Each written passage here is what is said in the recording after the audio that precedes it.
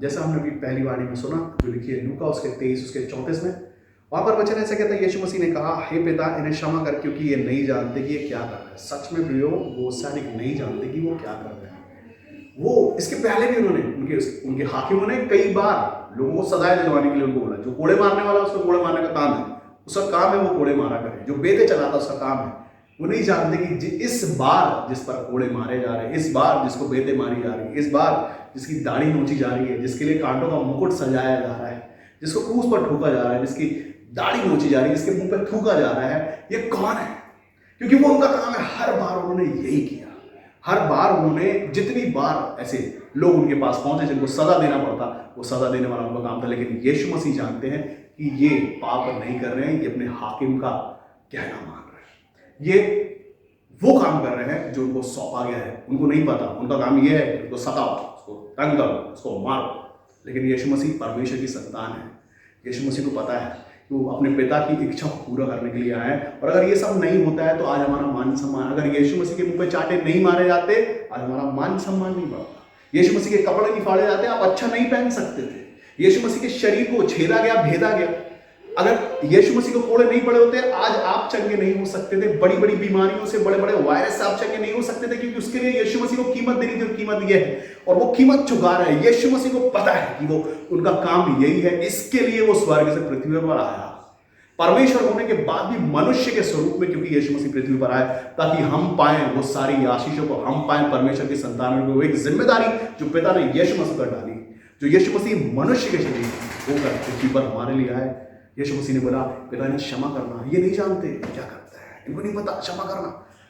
हमारे जीवन के साथ भी कई बार ऐसी सिचुएशन आती है, हम मसीह के कहलाते तो हैं, हम मसीह में हैं, हम नामधारी मसीह हैं। हमारे जीवन पर जैसे ही आपको सतावा है, तकलीफें आती, परेशानी आती, दुख आता, कोई आपकी बेइज्जती करता, कोई आपके कपड़े खींच देता, या कई बार किसी ने आपको कुछ बोल दिया, चाहे ऑफिस में, चाहे घर में, चाहे रिश्तेदारी में, चाहे शादी में। मसीहों के साथ में देखता हूँ कई बार ऐसा कि जब विपत्ति आती है, तकलीफें आती है, सताव आता है, किसी ने बेइज्जती करके वो घर में बैठ के रोते हैं, या हो सकता है कोई ताकत दिखाने की कोशिश करें, उनको लगे वो हमारा ईगो हर्ट हो गया, लोगों ने हमें बोल दिया, कैसे बोला। हाँ, लेकिन यीशु मसीह ने बोला, अगर हम सच में परमेश्वर की संतान है और यीशु मसीह का आत्मा हमारे अंदर है और हमने उसके नाम का बपतिस्मा लिया, और सच में अगर हम कहते हैं कि हम बॉर्न अगेन हैं, बॉर्न अगेन होना सिर्फ ये नहीं कि हमने डूब का बपतिस्मा लिया हम बॉर्न अगेन हो गए। उसका मतलब होता है वही चरित्र, वही स्वभाव जो यीशु मसीह का है, वो स्वभाव अपने अंदर ओढ़ के रखना। मसीहत ये कहती है, हम सब ने जितनों ने यीशु मसीह के नाम का बपतिस्मा लिया, हम सबों को चाहिए कि हम सबों के अंदर एक क्षमा हो। अगर स्वभाव है, यीशु मसीह का स्वभाव है क्षमा करना, यीशु मसीह वहां पर क्षमा कर रहे हैं उन लोगों को जिनको पता ही नहीं है, लेकिन यीशु मसीह को पता है कि इनको क्षमा होनी चाहिए, क्योंकि ये वो अपनी जिम्मेदारी पूरी कर रहे हैं। और मैं मेरी जिम्मेदारी, तो जैसे मैं मेरे पिता का काम करता वैसे ये भी अपने हाकिम का काम करते हैं। इनकी कोई गलती नहीं है, इनकी कोई पर्सनल दुश्मनी नहीं है मेरे साथ में। वैसे ही हमारे जीवन के लिए हमें क्षमा करना आना चाहिए। अगर हम सच में परमेश्वर की संतानें हैं, परमेश्वर की संतानें कहलाते हैं, मसीह कहलाते हैं, तो सच में क्षमा आपके अंदर होनी चाहिए, हमारे अंदर होनी चाहिए, क्योंकि हम मनुष्यत्व जिसका पाया है उसका नाम यीशु मसीह है, और उसके मनुष्यत्व में तो क्षमा है। हमारे सताने वालों को, हमारे तंग करने वालों को, वचन कहता तुम्हारे सताने वालों को आशीष दो, क्षमा करो। क्यों? क्योंकि पलटा लेना तुम्हारा काम नहीं है, तुम्हारा परमेश्वर है। वचन कहता कि पलटा लेना परमेश्वर का काम है, आपका नहीं। आप तो सिर्फ ये करें, आप जिम्मेदारी निभाएं। आपको बोला गया आप क्षमा कर दें, आप क्षमा करें, परमेश्वर के अधिकार में सौंपे।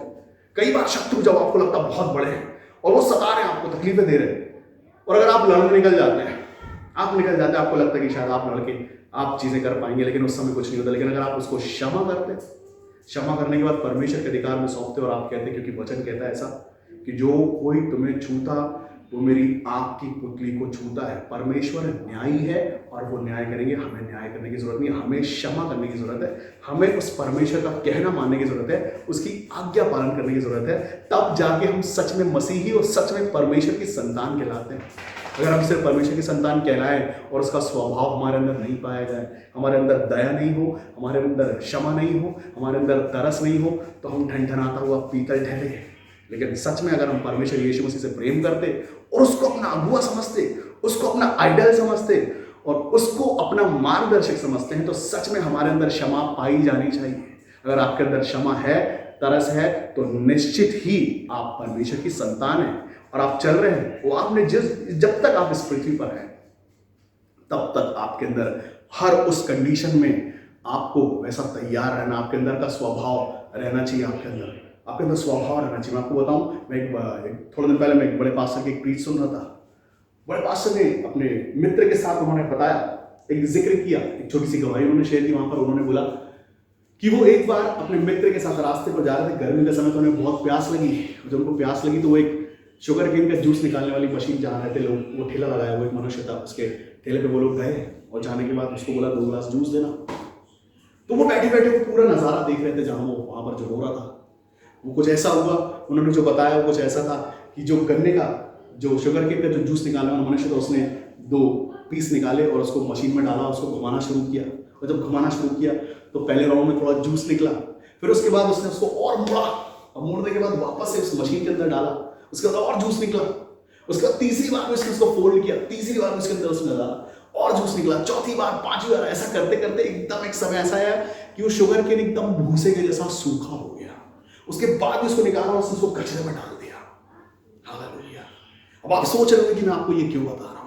उसके बाद भी वो एक जीवन के विषय में बताता। शुगर केन बड़ा हुआ, बड़ा होने के बाद उसमें जूस आया शुगर केन के लिए नहीं, उसके परिवार, उसकी फैमिली के लिए नहीं, वो आया मनुष्यों की प्यास बुझाने के लिए।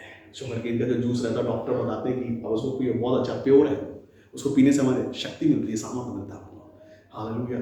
वो पूरा जूस निकलने के बाद भी वो शुगर केन निकल के आगे लड़ने नहीं लग गया, उसने प्यास बुझाने का साधन बनाया। मसीह जीवन भी ऐसा है, लोग निकालते हैं जूस, आपका किया जाता है, सताव, तकलीफ दी जाती है, उसके बाद भी हमको जब निकलना है परमेश्वर के राज्य के लिए, परमेश्वर का निकट है यीशु मसीह का आगमन।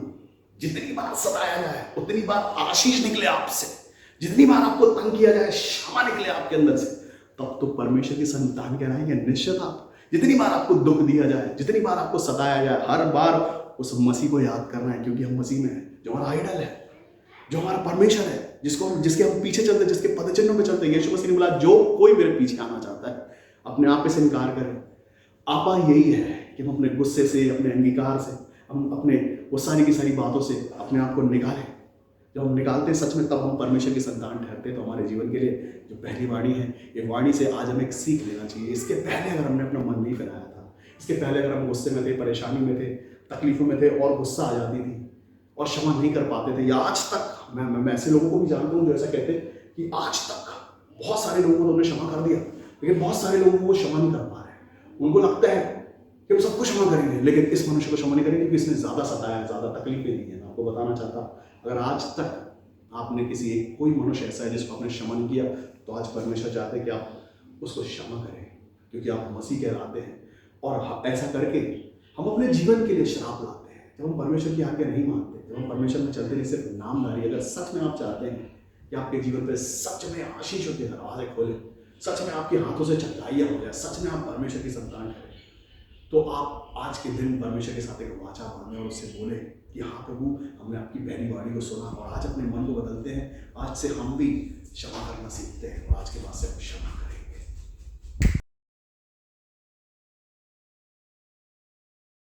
जैसा हम दूसरी वाणी में ऐसा देखते हैं, जो दूसरी वाणी लिखी है लूका उसके 23 के 43 में, वहां पर ऐसा लिखा है कि उसने उनसे कहा, मैं तुझसे सच कहता हूं कि आज ही तू मेरे साथ स्वर्गलोक में होगा।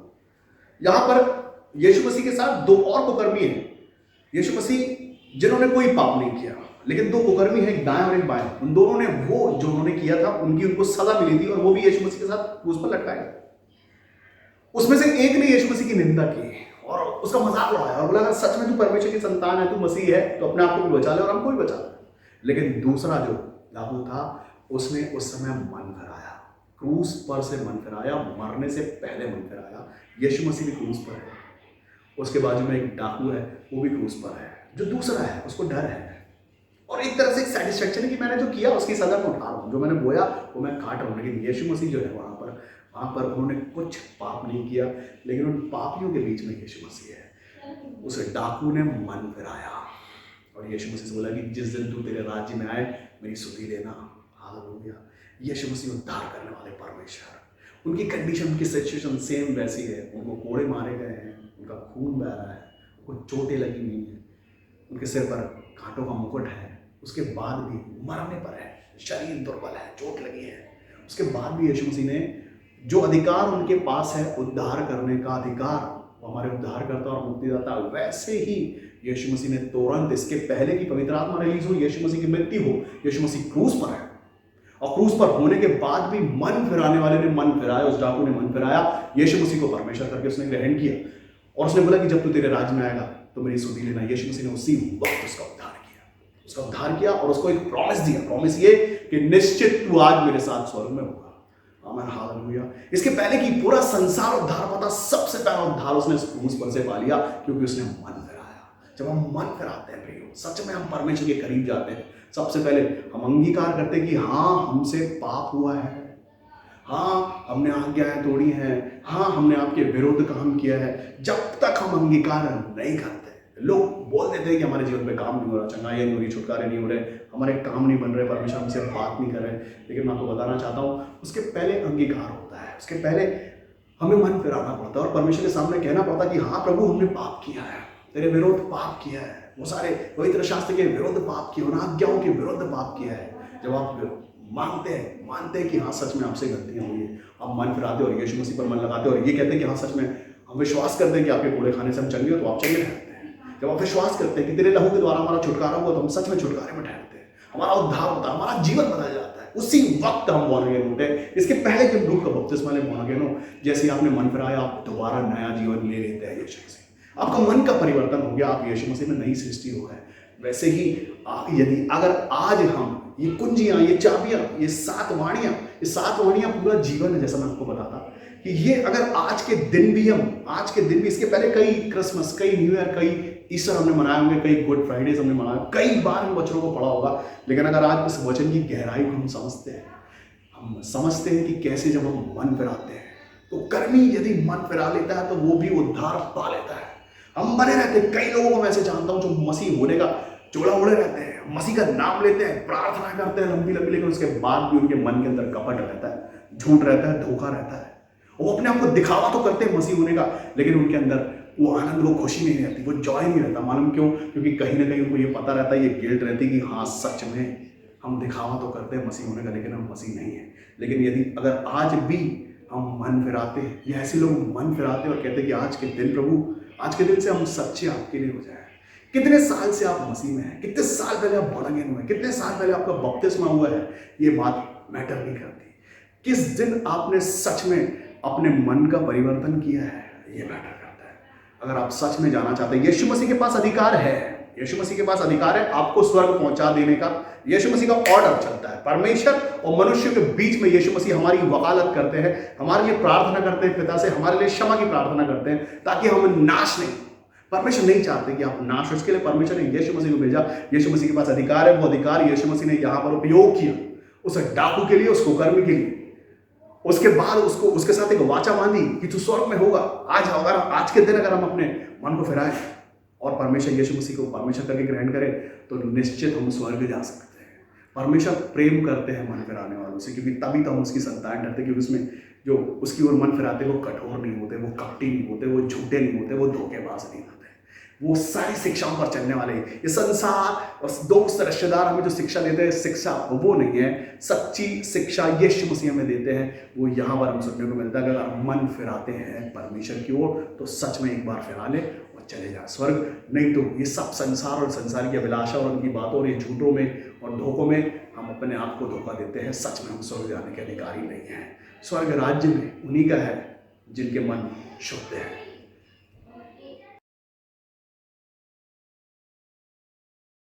देखते हैं तीसरी वाणी ऐसा कहती है, यूहन्ना उसके 19 उसके 26 और 27 में वहां पर ऐसा वचन लिखा, जब यीशु ने अपनी माता और उस चेले को जिससे प्रेम रखता था देखा, तो अपनी माता से कहा, हे नारी, देख ये तेरा पुत्र है। तब उसने चेले से कहा, ये तेरी माता है, और उसी समय वह चेला उसे घर ले गया। हालेलुया। यहाँ एक जिम्मेदारी को दिखाता है। यीशु मसीह ने यहाँ पर एक जिम्मेदारी दी। जिस माँ ने, मरियम ने बचपन से यीशु मसीह को पाला, बड़ा किया, और नॉर्मल बच्चे जैसे बढ़ते हैं वैसे यीशु मसीह बढ़ रहे थे, क्योंकि उस समय शुरू से वो सब सारे काम नहीं हुए थे। एक माँ के जैसा मरियम को पाल के बड़ा किया। यहाँ पर लिखा हुआ है कि यीशु ने अपनी माता, हालेलुया, यहाँ पर लिखा है यीशु की माँ, माँ के जैसा उसने पाला प्यार के साथ। उसके लिए भी एक जिम्मेदारी है। उसके लिए जिम्मेदारी ये है कि जिस माँ का जवान बेटा चला जाता, उस माँ ने सुबह से शाम तक उसको तकलीफों में देखा, परेशानियों में देखा, उसको चोट खाते देखा, उसकी बेइज्जती देखी, उसको पिटता देखा और वो सब, उसका कलेजा फटा जा रहा सब दुख से, लेकिन वो कुछ नहीं कर सकती। क्यों? क्योंकि यीशु मसीह पिता की जिम्मेदारी को पूरा करने के लिए, उद्धार के लिए, छुटकारे के लिए पृथ्वी पर आए हैं। लेकिन उसके बाद भी उस माँ की, उसकी गलती नहीं है कि उसके बाद पुत्र वियोग में जीवन भर रोए।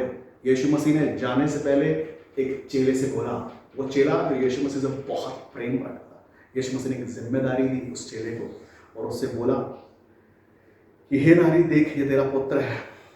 और उसके बाद से यीशु मसीह ने उसको एक जवान बेटा लौटाया, जो इसके बाद से, यीशु मसीह के जाने के बाद से, जब तक वो माँ है, जब तक वो नारी जिंदा है, तब तक के लिए एक बेटा दिया, ताकि उसको कमी नहीं लगे, उसको ये नहीं लगे कि परमेश्वर ने मेरे साथ अन्याय किया है, परमेश्वर ने मेरी कोख से एक बेटे को जन्म दिलवाया, उसके बाद वो बेटा चला गया। यीशु मसीह ने वो जिम्मेदारी पूरी की, वो खालीपन को भर दिया, वहां पर वो खालीपन भर दिया गया।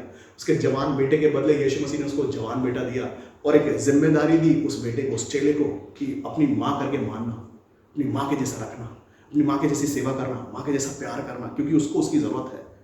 और उसमें यीशु मसीह की एक जिम्मेदारी, क्योंकि वो चेला यीशु मसीह से प्रेम रखता, दोनों के पास एक जिम्मेदारी है।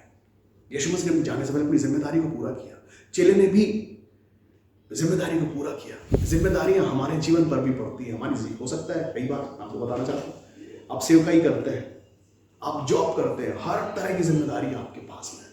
आपको आपके बॉस का भी जिम्मेदारियों को पूरा करना है, आपके परिवार की भी जिम्मेदारियों को पूरा करना है। अगर आप विश्वासी हैं अच्छे, अगर आप प्रार्थना करते हैं तो आपका समय है, आपको वो सारी जिम्मेदारी, आपको प्रार्थना करना आपकी जिम्मेदारी है, सबसे पहली जिम्मेदारी आपकी प्रार्थना करना, परमेश्वर को धन्यवाद करना और वो सारे वरदान उसने आपको दिए, वरदान को रिलीज करना। आपको एक ऐसा समय निकालना, हर किसी का हक पूरा करने के लिए विषय लिखा हुआ है, हक पूरा करना, आपको बच्चों का, पत्नी का, जो काम आप करते हो उसका, जो सेवकाई आप करते हो उसका, हर एक का हक पूरा करना, हर एक की जिम्मेदारियों को पूरी करना। यीशु मसीह ने सिखाया कैसे हम जिम्मेदारियों को पूरा कर सकते हैं, क्योंकि जाने से पहले अकेला नहीं छोड़ दिया उस माँ को, उसको भी एक जवान बेटा मिला, और वो चेला जो प्रेम रखने वाला था उसको भी एक माँ मिली, वो एक दूसरे के साथ वो जीवन, क्योंकि वो मनुष्य का जीवन है। यीशु मसीह परमेश्वर की संतान होकर मनुष्य के रूप में आए तो रिश्ते बने, बहुत सारे रिश्ते थे, लेकिन यीशु मसीह ने साफ बोला, मेरी माता और मेरी बहन वो है जो मेरे पिता के वचनों को सुनते और चलते हैं। तो हाँ, सच में मरियम ने जब वो वचन सुना, सुनने के बाद वो स्वर्गदूत की उस वाणी को उसने सुना और परमेश्वर की ओर से, उसके बाद उसने सच में वैसा होने दिया अपने जीवन के लिए। वो डर गई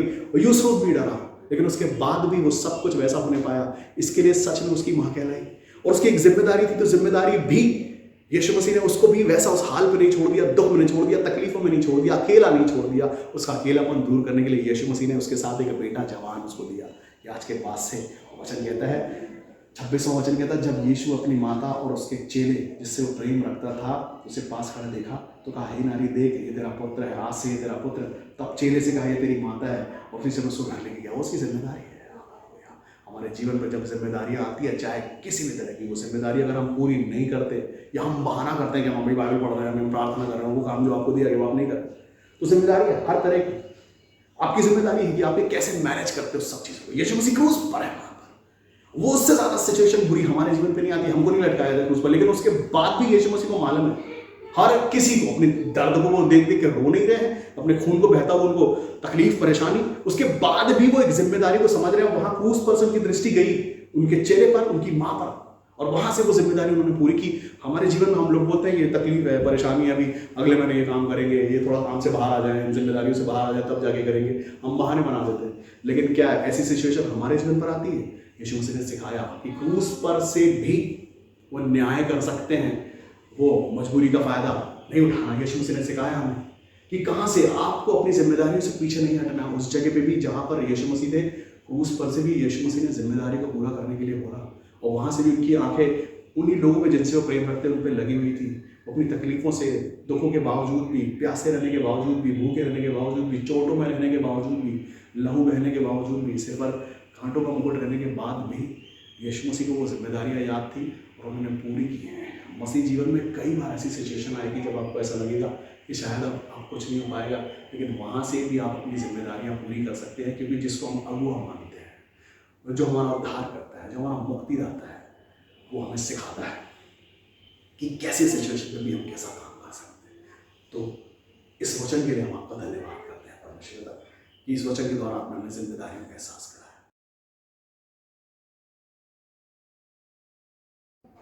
चौथी वाणी जैसे कि हम देखते हैं, चौथी वाणी लिखी है मत्ती उसके 27 उसके 46 में। यहाँ पर वचन ऐसा कहता, तीसरे पहर के निकट यीशु ने बड़े शब्द से पुकार कर कहा, एली एली लमा शबक्तनी, अर्थात हे मेरे परमेश्वर तूने मुझे क्यों छोड़ दिया। हालेलुया। एक ऐसा वचन है, यीशु मसीह मनुष्य के स्वरूप में है और उनको ऐसा लगता है, सुबह लिखा है वचन कहता, अगर हम देखें कैसे ये सब शुरू हुआ, तो भोर हुई जब से लेके सुबह सूरज निकलने से लेके दिन भर उनके साथ ये चल रहा था। कभी उनको मुकदमे के लिए लेके गए, मुकदमे के बाद उन पर सजा हुई, उनके बाद उनको बेतें पड़ी, बेतों के बाद उनको कोड़े लगाए गए, कोड़े लगाने के बाद उनसे क्रूस उठवाया गया, क्रूस उठवाने के बाद उन पर कांटे का मुकुट लगाया गया, उनके कपड़े फाड़े गए, उनके चाटे मारे गए। हालेलुया। ये सब चल रहा है उनके साथ, यीशु मसीह के साथ ये सब कुछ हो रहा है। क्रूस पर लटका दिया गया उनको। क्रूस पर एक मिनट, 2 मिनट, 3 मिनट, 1 घंटे की बात नहीं है, पहले पहर से तीसरे पहर तक यीशु मसीह क्रूस पर है। और उस कंडीशन पे उनको ऐसा लगा कि शायद परमेश्वर को छोड़ दिया। हम पवित्र शास्त्र में पढ़ते हैं 365 बार ऐसा लिखा है कि मैं तुझे कभी नहीं छोड़ूंगा। यीशु मसीह ने बोला कभी कभी कभी नहीं छोड़ूंगा।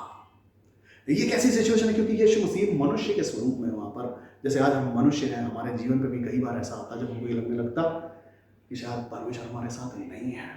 परमेश्वर अगर हमारे साथ होते तो ये दुख, ये तकलीफ, ये परेशानी हम पर नहीं आती।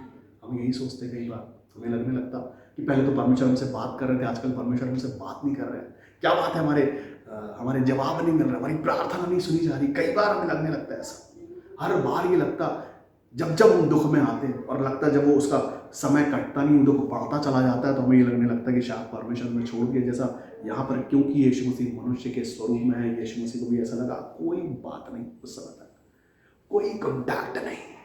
वो दुख उठा रहे हैं, वो चोटें खा रहे हैं, वो लहू बहा रहे हैं, उनकी कोई बात पिता के साथ हो नहीं रही उस समय, क्योंकि बहुत बिजी शेड्यूल है। उस समय जब यीशु मसीह को क्रूस पर डाला गया, वो थोड़ा रिलैक्स, जब वहाँ क्रूस पर है, उनको मालूम चला, उस समय वो पिता से बात करें और उन्होंने पिता से बोला। इसके पहले मरियम के लिए, उसके पहले उस डाकू के लिए, लेकिन इस बार यीशु मसीह ने अपने लिए पिता से बोला। वचन कहता है वहां से पुकार कर कहा, यीशु मसीह ने पुकार कर कहा कि हे पिता तूने मुझे क्यों छोड़ दिया। तो क्या सच में परमेश्वर ने यीशु मसीह को छोड़ दिया था? अगर हम देखें वो सारा कुछ जो हुआ उसके बाद आज यीशु मसीह पिता की दाहिनी ओर विराजमान है। आज वहां से जिंदा और मुर्दों का न्याय के लिए एक बार आएंगे हमारे लिए, उसका राज्य निकट है। ये सब कुछ जो हो रहा था मनुष्यों के जीवन पर, आपके मेरे जीवन पर कई बार ऐसा होता, बहुत दुख, बहुत क्लेश, बहुत कमी घटी, बहुत सताव, बीमारियों का दौर आता, और हर बार हमें ये लगने लगता एक डर कि शायद परमेश्वर ने हमें छोड़ दिया है। लेकिन मैं आपको बताना चाहता हूँ, जैसे यीशु मसीह आज्ञा पालन में परमेश्वर की आज्ञाओं का पालन करने वहाँ पर परमेश्वर ने उनको छोड़ा नहीं है, वैसे ही परमेश्वर हमें भी नहीं छोड़ते उन दुख की कंडीशन में। वचन कहता संकट में जब तू मुझको पुकारे तब मैं तेरी सुनूंगा, मैं तेरे संग रहूंगा। परमेश्वर हमारे संग में है। आपके ऊपर पड़ने वाले दुख जब आप परमेश्वर के अधिकार में सौंपते हैं, यीशु मसीह ने बोला वो उससे दबे लोग मेरे पास आओ, मैं तुम्हें विश्राम दूंगा। दुख में अगर हम अपनी बुद्धि नहीं चलाते, अपनी ताकत नहीं चलाते, अपने दोस्त, अपने रिश्तेदार और अपने हिसाब से नहीं चलते और परमेश्वर को अधिकार देते हैं और दृढ़ता के साथ, धीरज के साथ सहते हुए क्लेशों को, दुखों को, बाइबल में बताती है, दुखों को, क्लेशों को सहते हुए अगर आप परमेश्वर के लिए धीरज के साथ उन दुखों को कटने देते हैं, तब परमेश्वर जवाब देते हैं आपकी जीवन को। यहाँ पर यीशु मसीह ने जो किया, उसके बाद आज हम सब जानते हैं कि वो पिता की दाहिनी ओर विराजमान है और दोबारा हमारे लिए आएंगे। उनके पास एक अधिकार है। अधिकार पता कैसे है? इसलिए क्योंकि वो सारा कुछ उन्होंने बीच में नहीं छोड़ा। इसके पहले कहीं नबी आए, कहीं भविष्यवक्ता है, सैमुएल आया, सैमसन आया, उसके पहले मूसा आया, नूह आया। इन्होंने अपने अपने काम, जितने काम उनको दिए गए उन सब ने किया और उसके बाद उन्होंने अपने जीवन जिया। मूसा को परमेश्वर ने सामने से बात की, अब्राहम के साथ परमेश्वर ने बात की, आमने सामने से बात की, वो सब फेल हुए, लेकिन परमेश्वर यीशु मसीह फेल नहीं, उन्होंने पूरा काम जिम्मेदारी के साथ किया। एक प्राण बंधन में सैमसन फंस गया था, परमेश्वर ने ताकत और बल से उसको भर के भेजा था इजराइलियों के लिए और उस जगह परमेश्वर के सामान के लिए कि जाके दिखाओ। लेकिन उसके बाद वो एक प्रेम में फंस गया, फंसने के बाद वो फेल हो गया। लेकिन यीशु मसीह ने पूरी जिम्मेदारी के साथ उस काम को किया, और आज वो परमेश्वर के उस पूरे काम करने के बाद आज वो स्वर्ग में है हमारे लिए। उसका आत्मा हमारे अंदर उंडेल गया, हमें आज अधिकार है। आज पता आपको अधिकार क्यों है? क्योंकि यीशु मसीह ने ईमानदारी के साथ अपना जीवन, अपना शरीर, अपनी देह, अपना आत्मा, अपना लहू, सब कुछ हमारे लिए ईमानदारी से दिया। बलिदान हुआ यीशु मसीह। एक उसने चाटे खाया, उसने नहीं बोला शॉर्टकट नहीं मारा, नहीं बोला कि चाटे का मारो, लागू से मारेगा। यीशु मसीह ने हर बात, सारी की सारी बातों को, हर बार यीशु मसीह ने उन सब चीजों को सहा, एक एक चोटों को सहा, एक एक घावों को सहा, उन कीलों को सहा, और वो कांटों के मुकुट को सहा, वो सारे दुखों को, सारी बेइज्जती को, उनके कपड़े फाड़ने को सहा और सहता रहा। लेकिन परमेश्वर ने छोड़ा नहीं। परमेश्वर ने वो सारी जिम्मेदारी, जब तक यीशु मसीह ने पूरा काम नहीं किया तब तक, उसके बाद फिर जब हम देखें सच में यीशु मसीह ने जब सारा कुछ आज्ञा मानी, अपने प्राण छोड़े, तब आज वो राजाओं का राजा कहलाता है। आज वो स्वर्ग में है, पिता की दाहिनी ओर विराजमान है, और आपके लिए, मेरे लिए, चाहे कैसे भी पाप हो, हमारे लिए परमेश्वर यीशु मसीह बोलते हैं और परमेश्वर सुनते हैं, क्षमा करते हैं, कैसे भी पाप हो। क्यों? क्योंकि आज्ञा पालन में यीशु मसीह ने आज्ञा पालन अपने पिता की पूरा किया। इसके लिए आज वो हमारे और आपके, परमेश्वर और आपके बीच में एक बिचौलियों के जैसा काम करते हैं, वकालत करते हैं हमारी परमेश्वर के साथ। आपके और परमेश्वर के बीच का एक कड़ी है। यीशु मसीह ने बोला, बिना मेरे पास आए कोई पिता के पास नहीं जा सकता। तो वैसे ही परमेश्वर अभी कभी आपको छोड़ते नहीं है, लेकिन जब तक आप उसमें बने रहते हैं। वचन कहता, यदि तुम मुझ में बने रहो, मेरा वचन तुम में बना रहे, तो तुम बहुत फल फलोगे। तो यहाँ पर अगर हम ये देखें ये वाणी, तो परमेश्वर ने हमें छोड़ा नहीं। जैसे वहाँ परमेश्वर ने यीशु मसीह को नहीं छोड़ा था, अगर हम उसकी दुहाई देते तो परमेश्वर आपको छोड़ते नहीं है, साथ देते हैं। तो आज इस वचन को सुन के आप इससे आशीष पाएं। यीशु मसीह, वचन कहता है कि जो क्रूस पे लटकाया जाता वो श्रापित है। उनके सर से खून बह रहा था, उनके चेहरे से खून बह रहा था, उनके हाथों से खून बह रहा था, उनके शरीर से खून बह रहा था। यीशु मसीह ने बोला, पिता तूने मुझे क्यों छोड़ दिया? कौन पिता अपनी औलाद को इस कंडीशन पर देख सकता? किसको अच्छा लगेगा वो लहू बहाना? हाँ, सच में परमेश्वर ने जिम्मेदारी दी वो सब करने के लिए। पवित्र पाक परमेश्वर, शुद्ध परमेश्वर यीशु मसीह उस समय श्राप, सारे संसार के अंधकार की शक्तियां, सारे श्रापों को, सारे बंधनों को खुद पे ले लिया। कैसा दिख रहा होगा? और कौन पिता उसको उस सिचुएशन में अपने बच्चे को वैसा देख सकता है? थोड़ी देर के लिए यीशु मसीह को ये लगा कि शायद परमेश्वर ने उसे छोड़ दिया। क्यों? क्योंकि वो दुख की घड़ी, वो तकलीफों की घड़ी, कौन पिता अपने संतान को वैसे तकलीफ में देख सकता है? जब वो श्रापित हुआ, चोटें खाई, लहूलुहान हुआ और क्रूस पर है, तकलीफ उठाने के बाद चेहरे पे निशान बने, खून बह रहा है। यीशु मसीह को लगा कि शायद पिता ने छोड़ा, लेकिन ऐसा नहीं है। यीशु मसीह को पिता ने छोड़ा नहीं था। हाँ, थोड़ी देर के लिए यीशु मसीह को लगा जरूर कि परमेश्वर ने उसे छोड़ा, लेकिन परमेश्वर ने ना उस समय छोड़ा ना उसके बाद छोड़ा। ये प्रूफ है, हम देखते हैं यीशु मसीह राजाओं के स्वरूप में आज, क्योंकि उन्होंने अपनी जिम्मेदारी पूरी की। जब हम मनुष्य के शरीर में रहते हैं, हमको भी ऐसा लगता है कि शायद परमेश्वर ने हमें छोड़ा, लेकिन सही मायनों में ये हमारा मन का रहता है। परमेश्वर कभी हमें छोड़ते नहीं, क्योंकि उनकी वजह हमेशा हमारे साथ रहते हैं।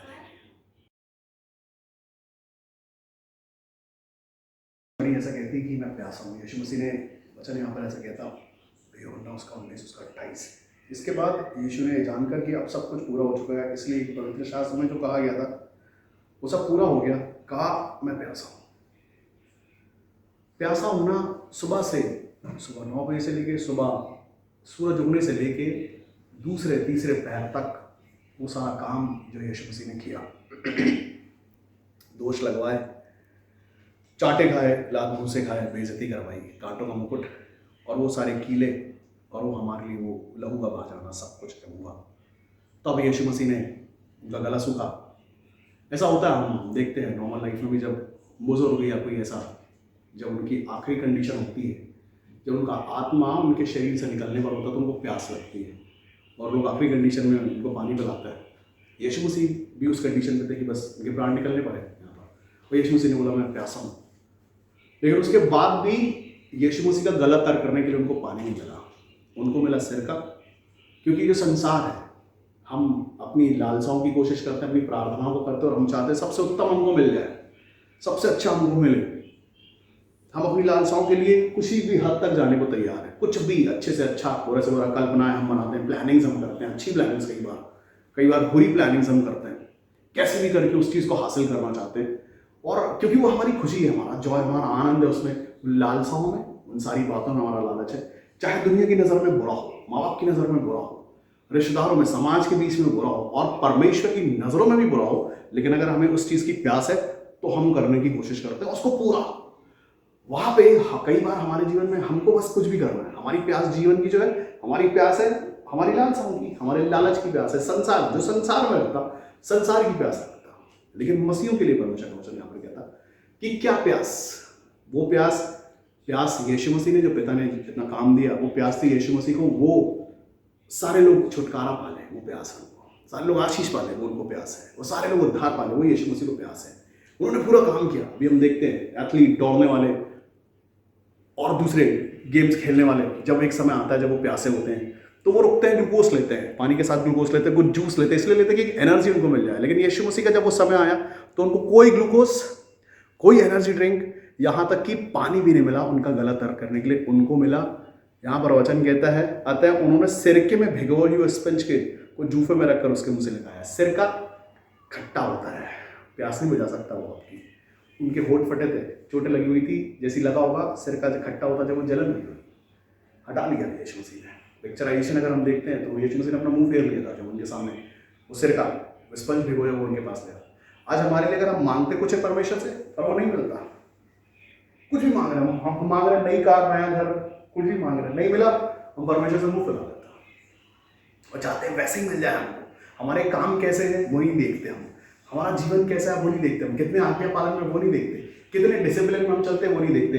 लेकिन हमें चाहिए वो जो हमें चाहिए, हमारी आशीष है, हमारी छुटकारा है, हमारे नहीं तो हमें लगता है परमेश्वर व्यर्थ है, परमेश्वर बात नहीं सुनते हमारी। क्यों? क्योंकि परमेश्वर ने हमें वो नहीं दिया जो हमें चाहिए, चाहे वो अच्छा हो या बुरा हो, उसमें हमारा मन भरना चाहिए, हमें वो चाहिए, हमारी प्यास वो है। ऐसी प्यास के विषय में अगर हम देखें, यीशु मसीह और सामरी स्त्री के साथ, वो उस समय निकला करती जब कोई नहीं रहता, क्योंकि उसकी नामधराई होती होगी, लोग बोलते होंगे कि उसकी शादी नहीं हुई थी, 5 पत्नियों के साथ, 5 लोगों के साथ रह चुकी थी, 5 मनुष्यों के साथ रह चुकी थी। यीशु मसीह से जब उसने बोला, तब यीशु मसीह ने बोला, हाँ तू सच कहती है कि तेरी अभी तक शादी नहीं हुई, क्योंकि जिसके साथ तू 5वां जो तेरे जिसके साथ तू रहती है वो भी तेरा पति नहीं है। तब उसको समझ में आया कि सच बात है, मेरी प्यास है वो 1 2 3 4 5, और मेरी प्यास ये भी है यहाँ पर। लेकिन यीशु मसीह ने बोला कि जो प्यासा हो मुंह में से पी लेगा, उसके बाद तुमको कभी प्यास नहीं लगेगी। क्या प्यास हमारे जीवन की, और क्या प्यास यीशु मसीह की, और क्या प्यास परमेश्वर की। परमेश्वर की प्यास है, परमेश्वर ने सारी सृष्टि को विनाश के 40 दिन 40 रात पानी गिरा के, परमेश्वर की प्यास आई नहीं, मैं हत्यारा परमेश्वर नहीं हूँ, मैं करुणामयी परमेश्वर हूँ, मैं प्रेम करने वाला हूँ, मैं धीरज रखने वाला परमेश्वर हूँ, मैं अनुग्रह करने वाला परमेश्वर हूँ, मैं करुणा करने वाला परमेश्वर हूँ। परमेश्वर ने अपनी छवि को बदल दी है। परमेश्वर ने बोला इस बार मनुष्य कैसे भी पाप कर रहा हो, लेकिन उसके बाद मैं मनुष्य को लेकर ऐसा प्लान बनाऊंगा कि कोई नाश नहीं होगा, सब आनंद जीवन पाएंगे। यीशु मसीह को भेजा गया क्योंकि वाचा लहू की है, जब तक लहू बहेगा नहीं उद्धार नहीं होगा। पृथ्वी पर आदम के आने के बाद जब श्राप आया था, सारी पृथ्वी श्राप हुई थी, लेकिन यीशु मसीह दूसरा आदम जब पृथ्वी पर आया, उसका लहू जब बहा, तब पृथ्वी पर का सारा श्राप टूट गया, सारे बंधन टूट गए और सब आज़ादी हो गए। हमारे सबके जीवन में खानदानों से चले आ रहे श्राप टूट गए। लेकिन प्यास किन चीज़ों की है? हमारे जीवन की जब प्यास, हमारी लालसाओं की जब प्यास आती है, तो हमें याद करना चाहिए कि उस प्यास को पूरा करने के लिए लहू बहाया है यीशु मसीह ने। वो जब प्यासा था उस समय उसको पानी नहीं मिला है। जो प्यास हमारे जीवन की रहती है, हमें लालच रहता है, घर का, प्रॉपर्टी का, गाड़ियों का, बैंक बैलेंस का, मनपसंद शादियों का लालच, कैसा भी है, घर वाले मना करते हैं, प्यास रहती है। तो उस समय हमें सोचना चाहिए, जब कोई काम हमारे जीवन के लिए आता, कोई भी काम, हम जल्ला के करते उसको। क्यों? क्योंकि वो परमेश्वर पर आप एहसान नहीं कर सकते, परमेश्वर का काम है, परमेश्वर ने आपको सौंपा है, परमेश्वर की इच्छा है कि वो आपको ऊंचा उठा दे। हमारी लियाकत औकात नहीं थी कि हम यहाँ खड़े हो जाए और परमेश्वर की महिमा कर पाए। परमेश्वर कचरे से, कीचड़ से उठा के लाया, हमारे गंदे पापों और घिनौने कामों के बाद लेके यहाँ आया। आज हम मसीह कहलाते हैं, इज्जतदार, मान सम्मान परमेश्वर की तरफ से आया। लेकिन क्या सच में ऐसी मिल गया? कीमत लगी उसके लिए। यीशु मसीह का लहू बहाएगा तब जाके वो गंदे घिनौने पाप साफ हुए, क्योंकि परमेश्वर चाहता। जब हम निकला करते पहले ज़माने में, लोगों की गलियों में से गुजरा करते, लोग हमारा नाम जानते, हमारे कामों को जानते और हमको पीछे से आवाज़ लगाते हैं। लेकिन आज जब हम निकलते हैं, मान सम्मान की दृष्टि से उठाया बिठाया जाता है, अच्छे से अच्छी जगह आपको दी जाती है। क्यों? क्योंकि आज आप मसीह में, आज आप परमेश्वर के करीबी हैं, परमेश्वर के सहकर्मी हैं। आपके हाथों से परमेश्वर छूते हैं, आपकी आंखों से परमेश्वर देखते हैं। क्यों? क्योंकि परमेश्वर ने आपसे प्रेम किया, चाहे जैसे थे आप, उसके बाद परमेश्वर ने प्रेम किया। जो भी सारी आशीष है परमेश्वर की ओर से आती है। यहाँ पर यीशु मसीह वही बताते हैं कि हमारे जीवन की जब प्यास है, प्यास वो जो जिस प्यास की यीशु मसीह ने जो प्यास थी, उन्होंने अपना काम पूरा किया बगैर पानी पिए सिरके के साथ। वचन ऐसा कहता, 19वां वचन 19 यूहन्ना उसका 19 उसका 30वां वचन ऐसा कहता है कि सब पूरा होगा। यीशु मसीह ने जो जिम्मेदारी उनको दी गई थी उनके लिए था, उनकी नामधराई हो, उनको मुकदमे में घसीटा जाए, मुकदमे में उनके ऊपर लात जो उनको घूंसों से मारा गया, कुचला गया पैरों के नीचे, दाढ़ी नोची गई, उनको मुंह पे चाटे मारे गए, सब पूरा हो रहा था। एक चीज है, सारे श्राप यीशु मसीह ने खुद पे लिए, श्रापित कहलाया। वचन कहता है कि जो काट पे लटकाया था वो श्रापित है। यीशु मसीह हमारे लिए श्रापित हुए, हमारे लिए दुख उठाया, कांटों का मुकुट लिया, सब पूरा होना था। एक एक छोटी छोटी चीज पूरी हो रही थी, सब कुछ प्राण निकलने से पहले तक बहुत बेइज्जतियां, वो सब पूरा हो रहा था। सच में सब कुछ यूं ही पूरा नहीं हो गया, पूरा हो रहा था हमारे लिए कि हमारे जीवन के लिए सारे श्राप तोड़ दिए जाए, सारे बंधन तोड़ दिए जाए, सारी गलतियां, सारे पाप क्षमा करके सारी दुष्टात्माएं दूर हो जाए। इसके लिए सारे अंधकार की शक्तियां पूरा होना, मतलब जब सब पूरा हो रहा था तो पूरा होने के लिए इतनी सारी चीजों के लिए इतनी सारी कुर्बानी भी यीशु मसीह ने दी, सब पूरा किया, लेकिन ईमानदारी के साथ। और आखिरी में उन्होंने बोला, लूका उसके 23 उसके 46 में ऐसा कहा, उन्होंने बोला, हे पिता मैं अपनी आत्मा तेरे हाथों में सौंपता हूं। आखिरी जाने से पहले यीशु मसीह ने अपना आत्मा सौंपने से पहले क्रूस पर से बोला, सब पूरा हुआ। हर वो बातें जो पूरी हुई थी, जिसकी वजह से आज़ादियाँ, छुटकारे, आशीषें, स्वतंत्रता रिलीज होने वाली थी, वो सब कुछ यीशु मसीह ने पूरा किया बगैर किसी शर्तों के, बगैर किसी डर के। वो सब कुछ यीशु मसीह ने पूरा किया। उसके बाद अपनी आत्मा, ताकि आत्मा जब वो डेली गई, आज जब हम प्रार्थना करते हैं पवित्र आत्मा के लिए, उनका शरीर त्यागना जरूरी था उनकी आत्मा के लिए, कि हम पवित्र आत्मा पालें, यीशु मसीह का आत्मा पालें। इसके लिए यीशु मसीह को शरीर में से उस आत्मा को अलग करना था। तो वो आत्मा यीशु मसीह ने परमेश्वर के हाथों में सौंपा, जिसको आज हम पवित्र आत्मा कहते हैं, हम पाते हैं, जिसके द्वारा परमेश्वर बड़े बड़े अद्भुत कामों करते हैं। परमेश्वर अपने लोगों के द्वारा मुर्दे चंगे करवाते हैं, मुर्दे जिंदा करवाते हैं। कैसे भी असाध्य रोग यीशु मसीह की आत्मा के द्वारा चंगे होते हैं। हम अन्य भाषा बोलते हैं, हम दुष्ट आत्मा डांट पाते हैं। मालूम क्यों? क्योंकि ये वो आत्मा है जिसके द्वारा आप ये सब कर सकते हैं। हमारी ताकत लागत नहीं है, हमारे एफर्ट नहीं है, हमारा समर्पण, और ये सब परमेश्वर का अनुग्रह है जिसके द्वारा ये सब कुछ संभव है। एक जगह पे नहीं, आप पृथ्वी के किसी भी कोनों पे इस समय कितनी प्रार्थना हो रही है, कितने लोग चंगे हो रहे होंगे, कितने लोग यीशु मसीह ग्रहण कर रहे होंगे, कितने लोग आनंद मना रहे होंगे, कितने सारे छुटकारे आज हो रहे होंगे। मालूम क्यों? क्योंकि वो आत्मा एक जगह कई जगह एक साथ काम कर सकता है। यीशु मसीह नासरत में थे, आज तक हम बोलते यीशु नासरी के नाम से, प्रार्थना को नासरत के यीशु के नाम से मांगते, लेकिन वो आत्मा पृथ्वी के हर कोने पर है आज। क्यों? क्योंकि यीशु मसीह ने अपना आत्मा अपने पिता के हाथों में सौंपा, और पिता से बोला कि जैसा पिता आपने मुझे भेजा मैं इनको भेजता हूं, ऐसा करके ऊपर फूका और पवित्र आत्मा दे दी। वो चेले जो डरने वाले चेले थे, वो जब पवित्र आत्मा पाए तो वो प्रेरित कहलाए। वो जहां जहां वो गए, पृथ्वी के जिस छोर तक गए, उस जगह पर उन्होंने यीशु मसीह की महिमा की। उसके बाद वो आज हम अपने घर पे घुटनों पर प्रार्थना करते, परमेश्वर आज भी सुनते। हमारे जीवन के लिए 7 उंगलियां काम करती है। ये 7 चाबियों के बराबर है जो हमारे जीवन के लिए आशीषों का कारण ठहरती है। अगर हम सच में आज के दिन, इस समय भी आज अगर हम मन फिराते, इन 7 बॉडियों पर अगर हम अपनी बुद्धि को लगाते, अपने कानों को खोलते, अपने मनों को खोलते और बोलते, हाँ प्रभु आज तक बहुत पाप हमारे जीवन के लिए, और हर बार छोटे छोटे गुस्सों में हमने अपने टेम्पर को लूज किया है, लेकिन आज यीशु मसीह पर जो गुजरा है, जिसके द्वारा आज हम इस फ्राइडे को गुड फ्राइडे कहते हैं। ये गुड है इसलिए क्योंकि इसमें आपकी चंगाइयाँ, आपके छुटकारे, आपकी आशीष है और आपकी स्वतंत्रता है, इसलिए ये अच्छा है। ये आनंद का दिन है क्योंकि आज के दिन वो उद्धार करता, मुक्ति दाता, वो सारे कामों को कर रहा था हमारे लिए, ताकि हम सब आशीषित हो जाए। इसके लिए हम ये गुड फ्राइडे मनाते हैं। आनंद के दिन, सुख के दिन, रोते नहीं है हम विलाप नहीं करते। यीशु मसीह चले गए। यीशु मसीह एक मात्र जीवित परमेश्वर है जो आदि भी है, अंत भी है, अल्फा और ओमेगा वही है। वही इसके पहले की मूसा था, यीशु मसीह ने बोला मैं हूं। वो जीवित परमेश्वर तब से आज तक हमारे बीच में है और दोबारा आने वाला है।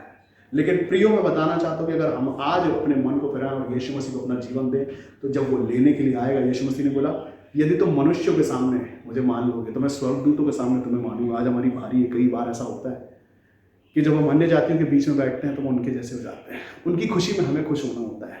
वो लोग जिनसे हम परमेश्वर से ज़्यादा प्रेम रखते हैं, उनको हम अपना सब कुछ समझने लगते हैं। लेकिन उन्होंने वो नहीं किया हमारे लिए कि हमारे परमेश्वर यीशु मसीह ने एक ऐसा प्रेम किया, इसके जैसा प्रेम दूसरा कोई नहीं है। दुनिया छुप के प्रेम करती, लेकिन यीशु मसीह ने साफ खुला प्यार किया और बोला नहीं, करके दिखाया, हमारे लिए प्राणों को दिया, हमारे लहू को बहाया, हमारे लिए अपनी आत्मा को भी दिया।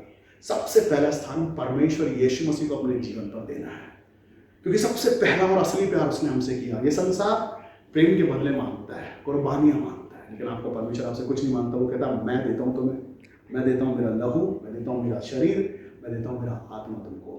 इतना प्यार वो आपसे करता। सबसे पहले स्थान हम कौन से स्थान पर परमेश्वर को रखते हैं, और उसके बाद चाहते हैं कि हमारे जीवन पर आशीष है, हम आनंद मनाएं, हम खुश रहें, हमारे चेहरों में मास्क है संसार के प्यार के, लालसाओं के, लेकिन जिस दिन वो मास्क हटता है सच में परमेश्वर यीशु मसीह से प्रेम करने से आपका चेहरे पर परमेश्वर का तेज आता है, आप अलग से शाइन करते हो, क्योंकि आप सच में वैसे हो जाते हो जैसा परमेश्वर आपको बनाना चाहते हो। और कितनी अच्छी बात यह है कि इसी शरीर में रहते रहते सिर्फ हमारे मनुष्यत्व को बदल के हम यीशु मसीह का स्वभाव लेके नए हो सकते हैं। हमें दोबारा मरने की जरूरत नहीं है। मर के लोग कहते हैं कि मर के स्वर्ग जाया जा सकता, मैं कहता नहीं। जब मैंने दर्शन पाया थे स्वर्ग के, तब मैं जिंदा था, और आज भी आपको ये गवाही देने के लिए मैं जिंदा हूँ। 2011 में मैंने स्वर्ग के दर्शन देखे थे, यीशु मसीह मेरे सामने मुझे लेके जाने के लिए, वापस लेके आने के लिए। तब उस दिन से आज तक वो सब कुछ हमारे साथ में, और वो सारी आशीष चंगाई छुटकारे वो इन हाथों से करते, क्योंकि हम उसके साथ समर्पण का जीवन जीते। जैसा यीशु मसीह का जीवन समर्पण का, ऐसा हमारा जीवन समर्पण का जीवन अगर हो जाए तो वो आशीषों के कारण ठहर जाते हैं। पिता, आइए हम एक प्रार्थना करते हैं छोटी सी। हम आपका धन्यवाद करते हैं प्रेमी और दयालु परमेश्वर पिता, आज के दिन के लिए हम आपका धन्यवाद करते हैं प्रभु जी कि हम यीशु मसीह आपके नाम की यादगारी मनाते हैं प्रभु जी। हम आपका दिल से कोटि कोटि धन्यवाद करते हैं परमेश्वर पिता। वो कीमत जो आपने हमारे लिए दी प्रभु जी, वो मोल जो आपने हमारे लिए दिया, वो कोई और सोने चांदी से आपकी महिमा नहीं होती परमेश्वर पिता। हमारे सच्चे मनों से हम अपने धन्यवादों की भेंटों को लेके, समर्पण को लेके, अपने वो सारे के सारे पाप परमेश्वर पिता जो आपने हमारे लिए यीशु मसीह के लहू से धो दिए, उसके लिए हम आपका धन्यवाद करते हुए आपके पास आते। आपने अच्छा रखा पिता, किसी बात की कमी घटी नहीं है प्रभु जी। हम बीमार नहीं पाए जाते, हम चंगे पाए जाते, हम यीशु मसीह का आनंद अपने अंदर रखते पिता। आज के दिन जितने देखने और सुनने वाले परमेश्वर पिता इस वचनों को सुनते और देखते और आज अपने मन को फिराते प्रभु जी, आज इनके जीवन पर एक अद्भुत छुटकारा होने पाए, अद्भुत आशीष इनके जीवन में होने, अद्भुत इनके जीवन पर शांति और आनंद आने पाए प्रभु जी। जो संसार के लोगों और रिश्तों पर मन लगाए प्रभु जी, खास तौर पर आज के दिन उनको मैं आपके अधिकार में सौंपता कि वो संसार के रिश्तों से और संसार के रिश्तेदारों से निकलें और यीशु मसीह आपके साथ अपने प्यार के रिश्ते को बनाएं प्रभु जी। उस प्रेम के रिश्ते को वो समझने पाए कि आपने जो हमारे लिए दिया, उस पवित्र लहू को, उस देह को, उसके बदले कोई कीमत नहीं है। हम पापों और श्रापों में थे, लेकिन कीमत यीशु मसीह आपने दिया, आपका लहू बहा के।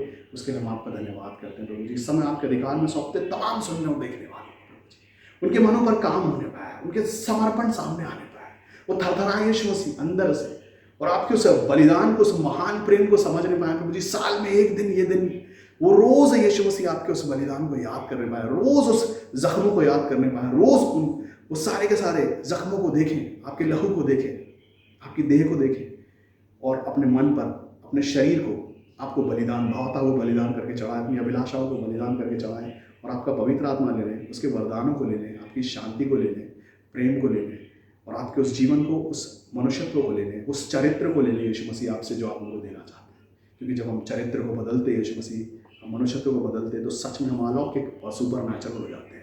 आज के दिन में मांगता यीशु मसीह के नाम में ये तमाम देखने सुनने वालों के मन परिवर्तित होने पाए प्रभु जी।